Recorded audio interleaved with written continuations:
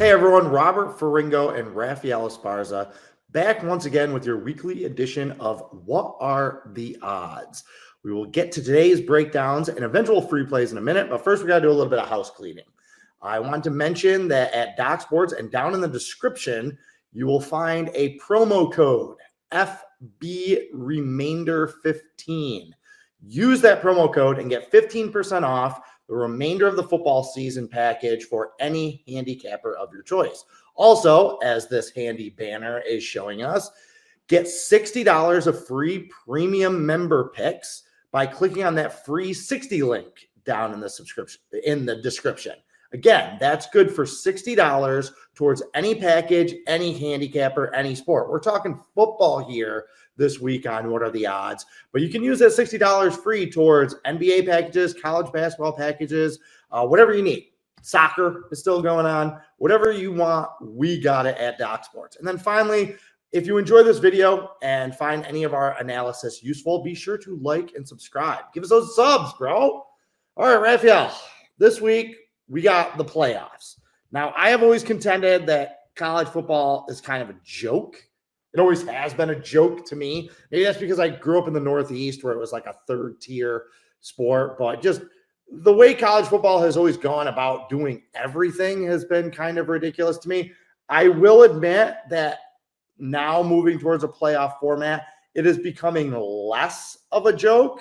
I still think it's kind of a joke as a sport, but less of a joke because they're actually going to settle it on the field rather than just having a bunch of people in a room say, I think this team and this team are the two best teams, so they should go play for it. What are your thoughts on the playoffs?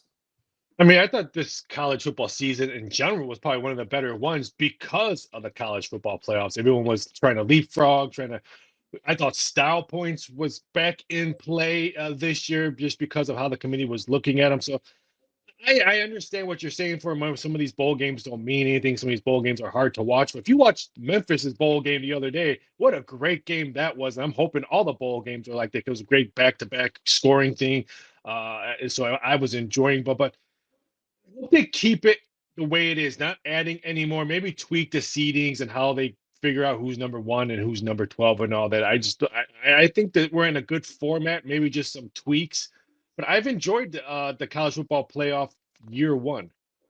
Okay, first game on Friday, Indiana at Notre Dame. Now, Indiana, 7-point underdog. Interestingly enough, this game opened with Indiana as an 8-point underdog, 7.5, kind of baiting that action on the Hoosiers from the public. And it looked like they worked, or that it worked, because the majority of the action has come in on the Hoosiers in this game. That number is now a flat 7 all across the board. These two teams have been phenomenal against the spread all season long. Notre Dame has been a cover machine. They're on an 8-0 against the spread run. Indiana started the season on an 8-0 against the spread run, and then the books eventually caught up to them a little bit, right? They went 1-2 against the spread in their last 3 games, but still healthy 9-2 in their last 11 games.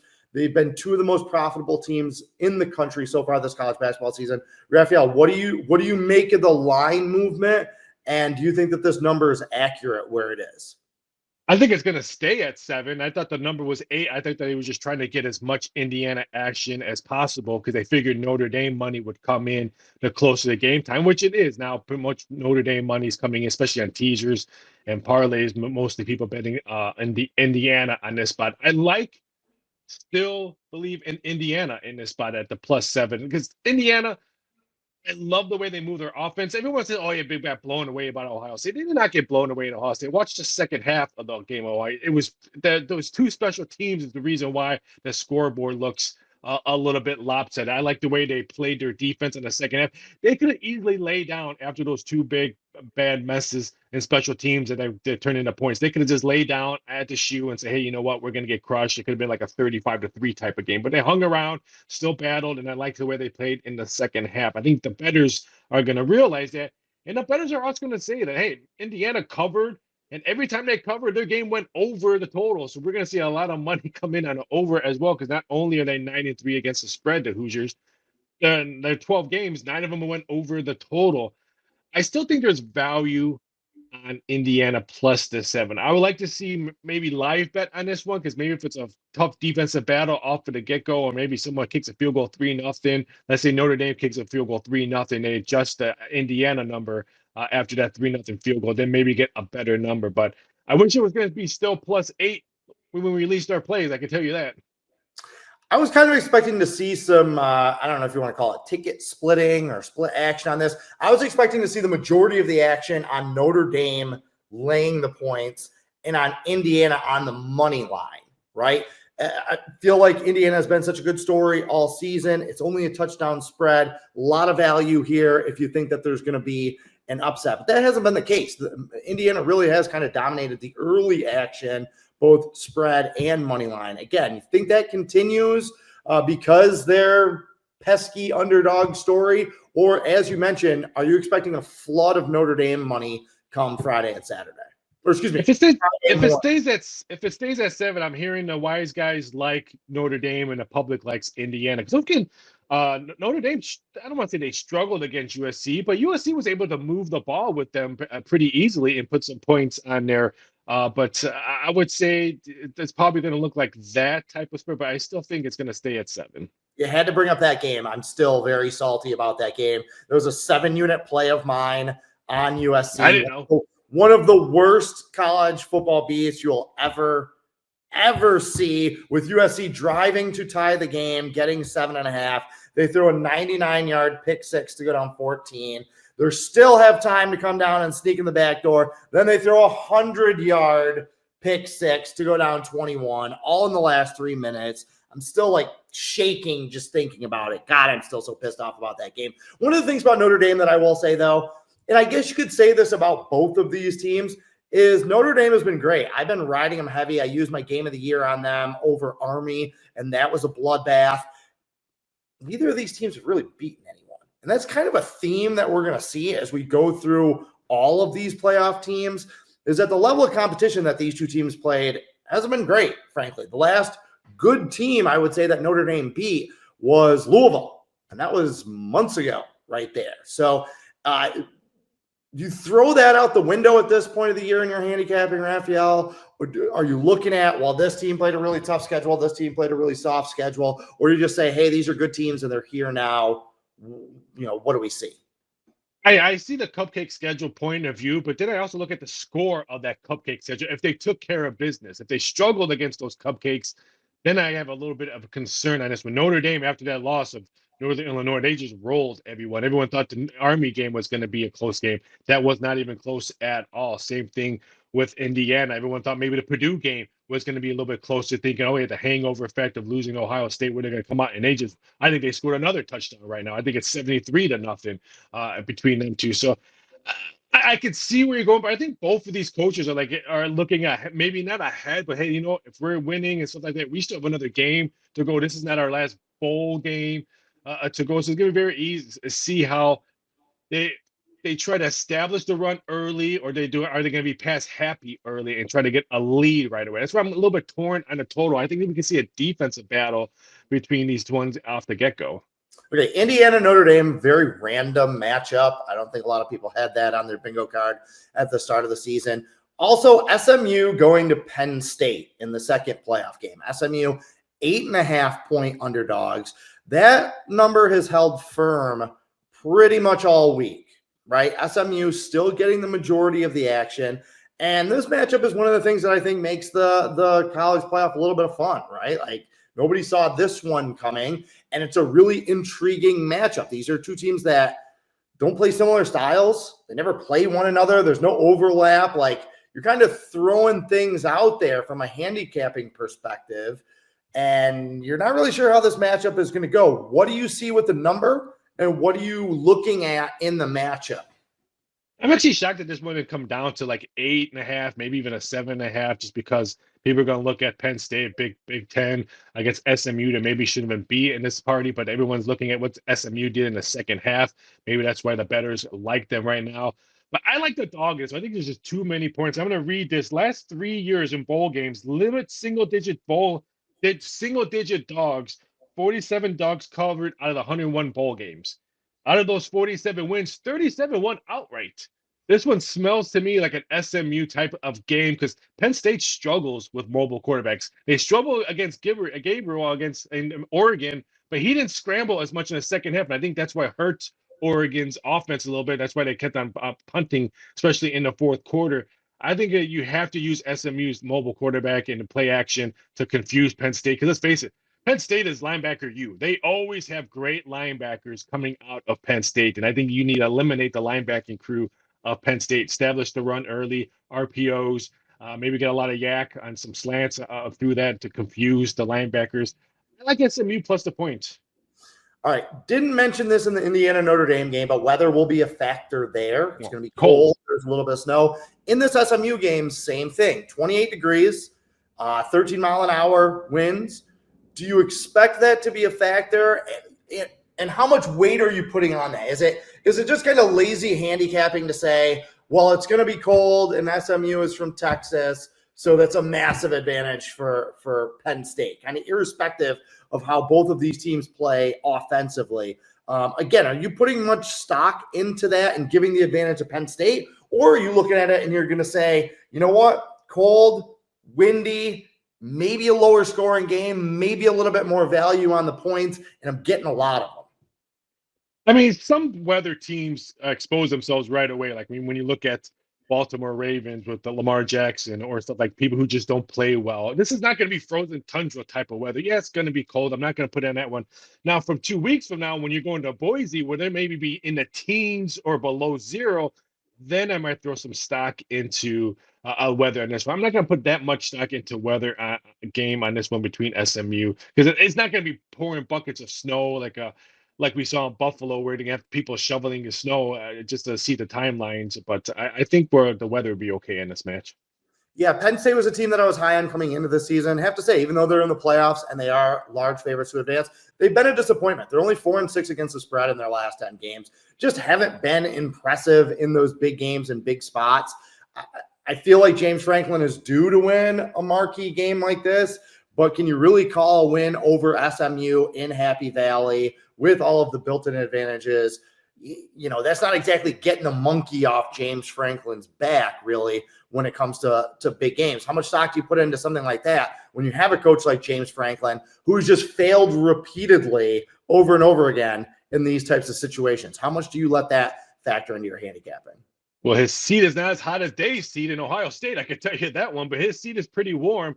I do put some stock in this one. I don't know why maybe his game plan changes or he can't handle the pressure, but I'm thinking about that as I'm looking at the game when I'm dissecting the game. I think that's why the plus 8.5 looks really good. If this was like 8 or 7.5, maybe, I don't know. But winning by 9 points or higher for me, I just don't see Penn State doing it. All right, next game on Saturday, the 4:00 game. Clemson at Texas, the largest spread of the four. And interestingly enough, this is the only game of the 4 playoff games this weekend where the favorite is getting the majority of the action. Okay, Indiana, SMU, and Tennessee, they have all taken a majority of the action as underdogs this week.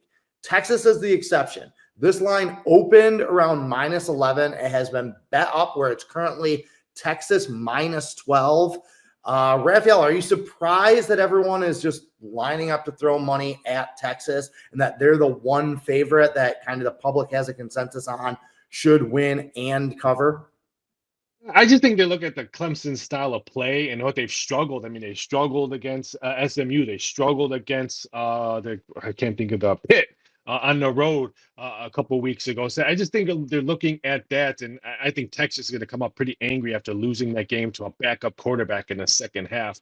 It's going to be interesting what the Texas does with the quarterback. Are they going to have Manning in at any type or try to trick plays, or are they just going to give Quinn the shine and let him shine through national TV on a playoff game? It's going to be very interesting to see how Texas won. If there's one ugly game, this could be that game of ugliness because I'm not sold on Clemson. Clemson wasn't even supposed to be here. They won by beating SMU in a great thriller of a game. I'm not sold on Dabo yet, but if they can pass that, I think coaching experience could be a big difference in there between Dabo and Sarkisian. I think Dabo has a little bit more edge to that one, but I'm just not sold on the team itself on Clemson. Yeah, I mean, I kind of agree with you. Dabo Swinney's won national championships before. Texas has the talent edge, but Steve Sarkisian has never done anything to make me think that he's the play laying almost 2 touchdowns in this game. You really think that if there is going to be one blowout this week, that this might be the game? Yeah, because I think Quinn's listening to all the, hey, Manning should be playing this game, or he should take some snaps and stuff like that. I think he needs a big game to get back his NFL stock draft. So I think this is one of those games where he might just throw happy all over the place. Yeah, I don't know, man. I just don't think Texas is that good, to be completely honest with you. They're 3-6 against the spread. I've been betting against them pretty consistently. And one of the things is that anybody that watched that Georgia-Texas game, the SEC championship, that was bad football. Like, I don't want to hear about, like, how great the SEC is and, oh, it's just so much better than all these other conferences. Those two teams sucked in that game. There were mistakes. There were penalties. There were turnovers. There were near turnovers. Texas got beat by Georgia's backup quarterback, okay, who isn't any good. Like, they didn't do anything to dictate that game in the second half. So, Texas, like, what are you hanging your hat on if you're a Texas backer right now? That 3-point win over Vanderbilt? Those 10-point wins over Arkansas and Texas A&M. Like, Texas to me looks like the perfect example of like the old college football. How I used to say it's been a joke for a long time. Like, everyone's talking about it like there's some national championship powerhouse team. They haven't been that team. They haven't played like that team at any point this year. So I don't care how highly touted their recruits are. They haven't been very good. And there's no way that I'm trusting them to cover double digits. Now, I don't like Clemson. Clemson's goofy. They stink. But you mentioned it. They weren't supposed to be here. So sometimes those teams that get that second life, they're playing with a little bit of house money. Dabo does have that experience. Maybe instead of being so rigid about things, maybe he'll try a fake punt. Maybe he'll go for it on 4th down. Maybe he'll do some things that he wouldn't necessarily or normally try and do. Also, a lot of people want to put stock in the fact that Clemson got blown out by Georgia in that opener in Atlanta, right? It was a close game through the first half. That was a misleading final score. Like, the wheels kind of came off for Clemson late in the second half. But I just don't think that there's a big enough talent disparity here for there to warrant a 2-touchdown spread between realistically 2 of the 10 or 15 best teams in the country.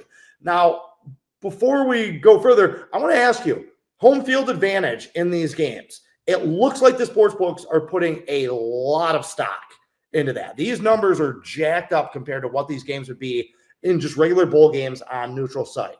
What say you about this? Home field advantage this weekend. Huge handicapping thing to consider? Or do you think that we just have really good teams and you don't get to this point without being able to win on the road? So maybe that's being a little overvalued by both the sports books and the public. I think a little bit of both, because if you kind of look at it, I mean, the sports books may have had to make that lines a little bit more hefty on the home team, because this is the first time they've ever done a college football playoff where the first games are at home, and everyone usually bets home teams and over. So they pretty much had to make that step of maybe adding an extra half a point, or in some cases, a full point difference from a home team. That's where we see this probably double digits. I don't think if this was a neutral field, there's no way Texas is -12 on a neutral field. This would probably be close to like a touchdown favorite. But I could see why they're doing it. Now, don't forget, the 4 teams who are sleeping at home, resting up, they don't get home games. The next round are all away games. So even though you may think, oh, I'm a big Oregon fan, we're going to win it all, yada, yada, yada. You don't get that home game if you're Oregon. That's the Rose Bowl game. So keep an eye out when you're looking at handicap and trying to find that situation. Okay, if my team wins this and we go this way, do we have home field advantage? It doesn't matter, because the next week's games are on neutral field. So I understand why the odds makers added a little bit more, just because the public knows these 4 games, home team stands. Speaking of Oregon, the game that they're going to have their attention on, last game, best game of the college football playoff weekend, the Saturday night game, Tennessee going to Ohio State. Now, we mentioned that the Clemson-Texas game is the one game where the favorite is getting the majority of the action. This Tennessee-Ohio State game is the game with the most lopsided action, Raphael, and it's probably not where a lot of people would have thought it is. It's on Tennessee. They are getting over 75% of the action in this game. However, this number has gone up. Opened with Ohio State -7. It's now 7.5 pretty much across the board. break down where this line opened, where it's going, and where you expect the money to continue to flow as we get closer to kickoff.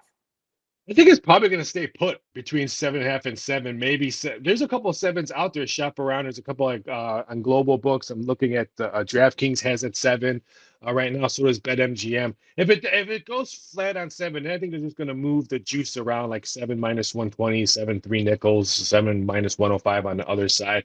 I don't see they're going to move into 8. Even though I saw one sportsbook earlier today had 8 on it. I was trying to contact them to see if that was a true or a fact and stuff like that. Because if it was, I was going to try to make a bet on it and open up an account. But I think this number stays the way it is on this one. I think that's. I already said it. Day's got the hottest seat on here, and I have a prediction that Big Ten was going to win the national championship, so I have the Ohio State or Oregon that's probably still going to. I think that can do it. So I'm leaning towards the Buckeyes here, but they're at home, and last time I saw them at home, Michigan's still trying to plant a flag on their home field. I was not sold on their offense play. This might be one of those games where Chip Kelly is rooting for, is he going to have a job, period, not a head coaching job or just an offensive coordinator, any kind of a job. If we see some weird stuff, it's this game, I think Chip Kelly and they open up the book because both of them are fighting for jobs. Again, this is another game probably going to have the worst weather of any of the 3 games. I'm seeing 22, 24 degrees. Is that an advantage to one team over the other in your estimation? Probably Ohio State. I mean, they've played in some really crappy games at home before, so I would say that leans towards Ohio State a little bit. Tennessee does like to run the ball a little bit more. I think Ohio State likes to do play action. Their tight ends are probably going to get a lot of focus with Ohio State to in this game, but I think Tennessee might be a little bit lagging on the weather if it is bad. So again, explain it to me with Tennessee here. Why are they getting so much love? Is it just because Ohio State lost to Michigan and that, all the drama that surrounded that, and we've been hearing about that for weeks here? Or is there something that I'm missing about Tennessee in this matchup? I think a little bit of both in SEC versus Big Ten. I think that has a lot to do with it right there. I mean, because let's face it, Tennessee struggled. I mean, they struggled against Florida. They struggled against, I thought, mediocre teams in the SEC. So, I mean, that's why I'm a little bit shocked that this number is not a complete 7 across the board, and there's that half a hook on there, just the amount of actions coming in on the vowels. Yeah, this is another team. They're 3-5 against the spread in their last 8 games. They have played 5 of their last 7 games at home. One of the 2 road games was at Vanderbilt, so they didn't even have to leave the state. The one time they did leave the state to play another playoff caliber team, they got hammered at Georgia by 2 touchdowns. So I'm not saying that Tennessee can't win, won't cover, whatever. I'm just saying that I'm not seeing it with these SEC teams, what everybody else is seeing, that again, somehow they're up here and the rest of the college football world is down here. That's just not the case. It would not surprise me if Ohio State runs Tennessee out of the building. Okay. If this one becomes like a 38-13 kind of blowout, I think Ohio State has that caliber of talent, and we've seen good things from Tennessee's defense this year. We really haven't seen much from their offense, right? Like that's what you think of when you think of Josh Heupel, is high-scoring offense, on the attack, throwing the ball all over the field. Really haven't seen that from them this year. So do you think that Tennessee is capable of turning this game into kind of a grinder, run the ball and play good defense? And if they do you think that that's a recipe for success against this Big Ten team? If it was the games like when they beat up on UTEP 56-0, then yes, I think that. But I think Ohio State's going to want to try to play Big Ten football and run the ball and keep Tennessee's offense on the sideline. But I can see why some people think Ohio State can run wild on this one. I think they played a tougher schedule. I think they have a better athlete, especially on the D side of stuff. So I understand where people like why they don't understand why so much love is coming in Tennessee. All right, let's shift gears and go to the NFL. We're going to stay on Saturday, though. The big game on Saturday is Pittsburgh at Baltimore. Raphael, I did want to mention real quick that Houston-Kansas City game. Okay, I thought I saw earlier in the week, and you confirm or deny this for me. I thought I saw earlier in the week, I thought a couple of books threw up Houston -2 in that game when it was questionable whether or not Patrick Mahomes was going to play. Do you remember seeing that at any of the books? I'm seeing Kansas City firm field goal favorite right now, -3 pretty much across the board. But do you remember seeing any Houston -2, -2.5 on Sunday night, Monday morning? I saw, yeah, I seen that. I think it was, I'm checking right now. It was about like 153. Yeah, it looks like the first times they opened up, they made Houston like 1.5 point favorite. Twos weren't there for long. Looks like maybe 25 minutes, and then it went quickly 1.5, and then they all left. Again, as we get closer to kickoff in that game, I'm assuming Patrick Mahomes is going to play. Okay, until Me I too. hear something different, I think he's going to play. I think he's going to be in there. Do you think that number holds at 3, or do you think that that number jumps up quite a bit? I don't want to say jumps up. I think we'll see a 0.5 point hook up on there, maybe up to 4 or 5. I don't think it's going to jump up to like a solid 6 or 7. No, not that high, but moving up from, it was 2.5 yesterday, it's 3 now. Even moving up to like 4.5, that's opening up a solid little middle opportunity there. I think 4. I think we'll see a 4, just because I think the betting public puts on there. This game is going to be circled, so even if wise guys want to bet on it, they're not going to get their normal 6-figure bet on it. This game's circled, and even if they announce Patrick Mahomes is playing, I can guarantee you the books are going to keep this game circled. So normally when you see a full point move because of someone betting a 6-figure, we're not going to see a full point move on a single type bet, just because they're probably not going to lay that action. You use that phrase, this game is circled. Can you explain that to the viewers who maybe don't understand what you're talking about there? So sportsbooks put circle games on when there's either A, bad weather, or B, a significant injury, aka a big quarterback named Patrick Mahomes. Circle means if your limit, some books have limits, 50,000, 100,000 end games. When there's a circle game, they usually chop it all the way down to maybe even a $20,000 bet, or it has to be approved for every $10,000 bet. You can't just go in there, bet 10,000 and walk out. You have to get approved who you are and stuff like that. So circle means that they want to know who is betting it, why are they betting it, and how they're betting it, and compared to just going up to the window or logging in and say, hey, I want 10,000, kicking, there you go, you're out the door. Yeah, the books just being pansies once again, man. You post a number, take a bet. Take my bet, whatever I want it to be. All right, the other game on Saturday, and this was the line in the NFL more than any other that really jumped out at me.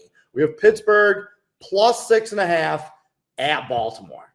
Okay, you know the history of this series over the last 10, 15 years. It always lands on that 3, right? The game is always decided by like 3 points or 1 point one way or another. First time they met this year, it was a 3-point number. This is actually the first time in almost 5 years, or only the second time in the last 11 meetings, however you want to look at it or phrase it, where the spread has not been 3, 3.5, or 4. Back in December of 2020, there was a 10-point line in this game because Baltimore was starting Tyler Huntley and all that kind of nonsense. So why is this spread, Raphael? Why is it double what it was earlier in the season? And why is it so outside the norm of where we have typically seen the spread range for this rivalry series? I mean, Pickens is probably still going to be out. Is Watt going to play? I think there's a lot of injuries surrounding Pittsburgh, and maybe the Pittsburgh got exposed last week. I thought they did. Their offense was horrendous. Russell Wilson did nothing. The running game did nothing. Granted, they played against the Eagles' defense, which I think is the best defense in the NFL. So I'm a little bit torn why it's 6.5. I'm glad this is a 3:30 game. I'm probably not going to release anything on our service plays, but for me, I'm looking for that 6.5.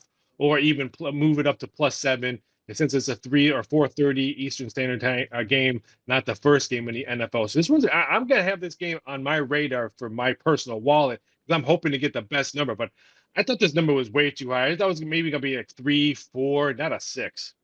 Yeah, opened at 5, bet up to 6.5. Again, do you think that that's big tickets being written on the Ravens, or do you think that that's more, as you mentioned, maybe some of the injury issues?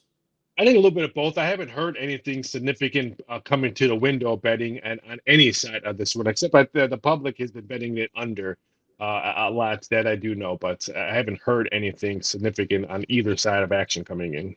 All right, we have talked about it a ton on this show about the Steelers in that underdog role, Mike Tomlin in that underdog role. I said last week that I absolutely refuse to bet against them as an underdog because I've seen it so many times. And then, of course, the Eagles go out and cover, but that's all right. So what's Mike Tomlin now? Like 61-25 against the spread as an underdog, something ridiculous like that. He doesn't cover one time, and now we're going to forget about that. Pittsburgh 8-1 straight up in the last 9 meetings in this series, which is bizarre. So, Raphael, all that said, and all I've talked about the Steelers, am I kind of crazy for liking the Ravens a little bit, simply from the perspective of that this spread is so far outside of what I expected that maybe I need to look the other way than where I would normally go. If this was 3.5, 4, I'd probably just be like, you know what, I don't bet against the Steelers as an underdog. But now that we're getting up into that 6.5, I'm starting to think, you know what? This line is kind of a red flag, right? Like alarm bells are going off that maybe this will be another double-digit loss for the Steelers. Am I crazy? Should I just hold to form and not bet against Mike Tomlin as an underdog?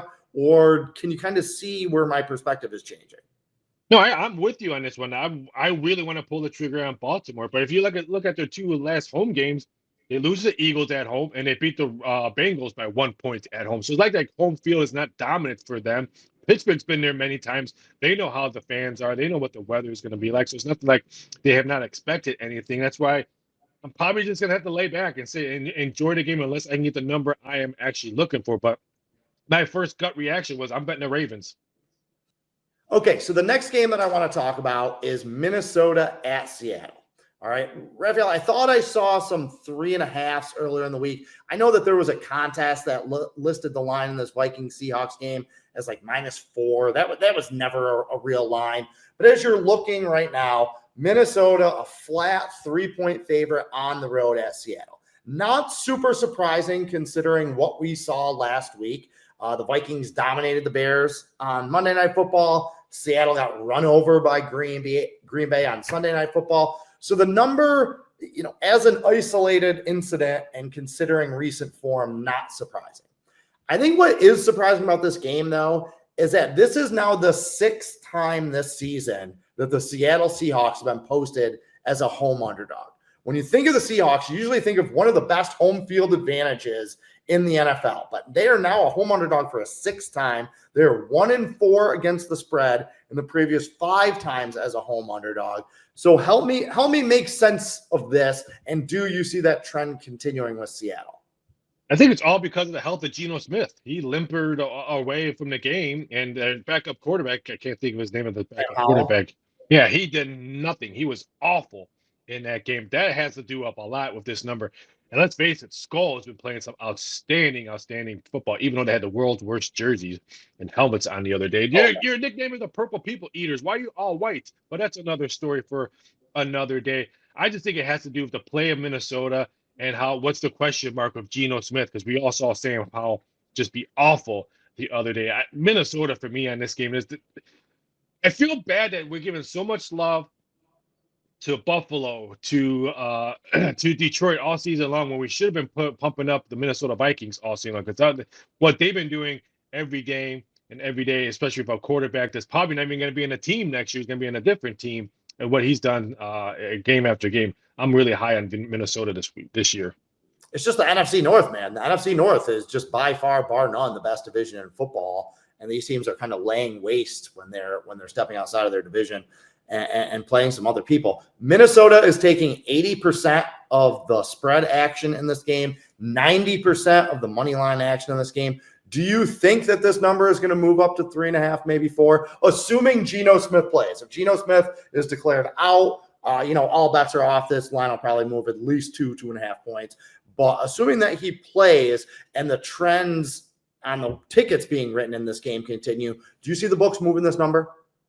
I do, because the 12th man has been silent. They've lost 3 straight home games. So it's not like they have really good home field advantage right now going with Seattle. So I could see money continuing to coming in on every NFC North team except the Bears. So I could see this one moving. All right, last game that we want to talk about this week was San Francisco at Miami. San Francisco opened as a +2 underdog. That number has come down to San Francisco +1. I'm seeing that as a pick at certain books as well. So even though the money has been relatively split in terms of number of tickets this week, that number is starting to come down. Break this one down. Did you have San Francisco as a road favorite in this game? Do you think Miami should be favored by virtue of being at home? We have 2 teams that are both disappointments. both kind of out of the playoffs. Neither really have anything to play for. Where do you see the number going? And just kind of break this game down for me. I made Miami a 2-point favorites. I didn't give them the full 3 points at home because both teams have issues. Both teams are not going anywhere. So I just gave the home field a little bit more. I think Tua is in better shape and has better weapons than what San Francisco has right now. Yeah, Debo has not been the same Debo. CMC's been out. We have no idea if Guerrero is going to be their lead runner in this matchup. So I just think there's too many question marks of injuries on the San Francisco side compared to Miami right now. So I'll trust Tua and his wide receiving crew more than I'm going to trust the 49ers. So I think that's why it's 1. I'm actually a little bit shocked it wasn't 2 by the time me and you talked. All right. Advantage San Francisco that this is a 4:30 kickoff instead of that 1 p.m. Eastern time. That's the 10 a.m. Pacific time kickoff for this game. So they do get a little bit of a break on that. The 49ers won at Tampa Bay already. They won at Jacksonville last year. So they've had some success going into Florida in this game. And, let's be honest, Miami has been bad against good teams. Now, whether or not you think San Francisco still is a good team, I do, just based on their talent, not their level of play. We've kind of seen this out of the Dolphins before. But, Raphael, what I want to ask you about is, as I mentioned, these two teams pretty much out of the playoff picture. How do you handicap these last few weeks with these teams that kind of have nothing to play for? Now, we know the dregs, the bad teams, the Raiders, the Giants, those teams with an incentive to lose games to bolster their draft status. But here we have two, both coaches seem like they're pretty safe. Both rosters seem pretty well established. These two teams are just out of the playoff picture.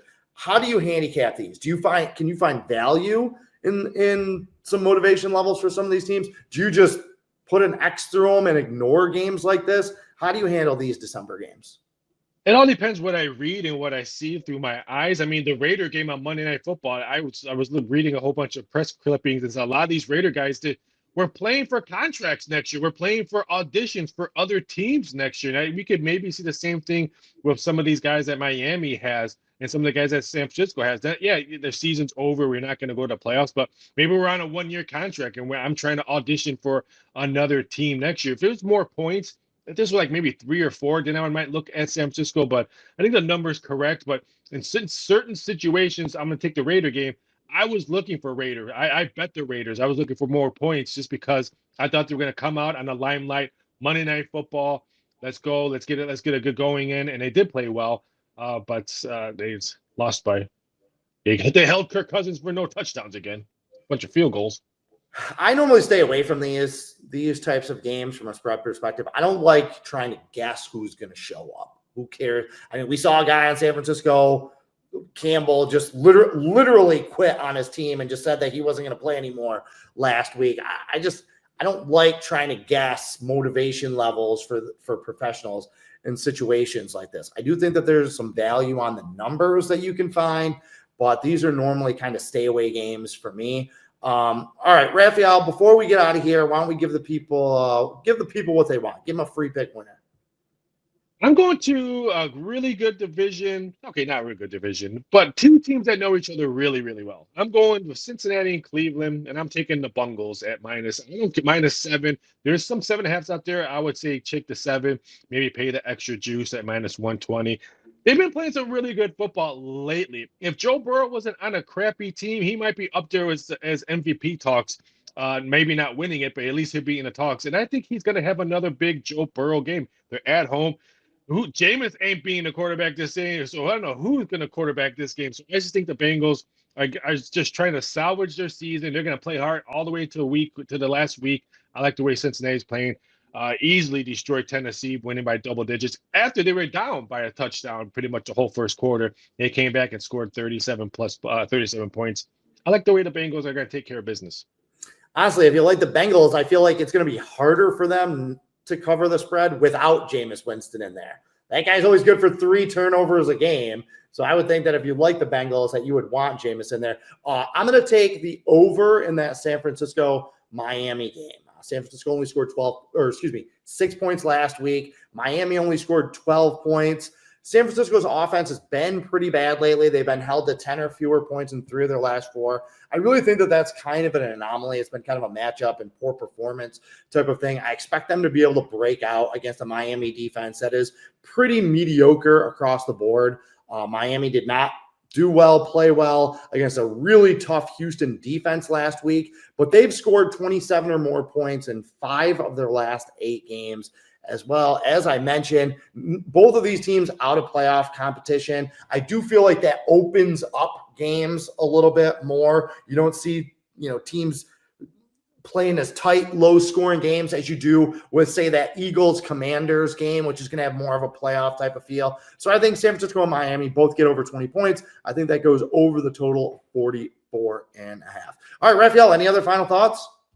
No, it's a great weekend of football. Saturday, you have bowl games and 2 NFL games. It's a great weekend. And you have Tyson Fury fighting on Saturday. So it's a great overall Saturday. All right, everyone, that's it for this week's edition of What Are the Odds? Make sure to check back early next week. We're probably going to do the show on Tuesday, Wednesday being Christmas and all. Until then, carpe diem and good luck.